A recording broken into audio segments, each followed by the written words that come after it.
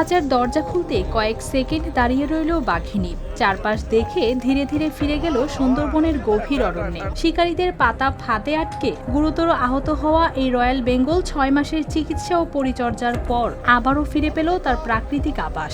পূর্ব সুন্দরবনের চাঁদপাই রেঞ্জের আন্ধারমানিক এলাকায় তাকে অবমুক্ত করে বন বিভাগ। চলাচল পর্যবেক্ষণের জন্য বসানো হয়েছে ক্যামেরা ট্র্যাপ। এর আগে সুন্দরবনের এলাকায় হরিণ শিকারীদের পাতা ফাঁদে আটকে গুরুতর আহত হয়েছিল বাঘিনীটি। পরে বন বিভাগের বিশেষজ্ঞ দল তাকে উদ্ধার করে খুলনার বন্যপ্রাণী পুনর্বাসন কেন্দ্রে নিয়ে যায়। দীর্ঘ চিকিৎসা, অস্ত্রোপচার ও পরিচর্যার পর সে পুরোপুরি সুস্থ হয়ে ওঠে।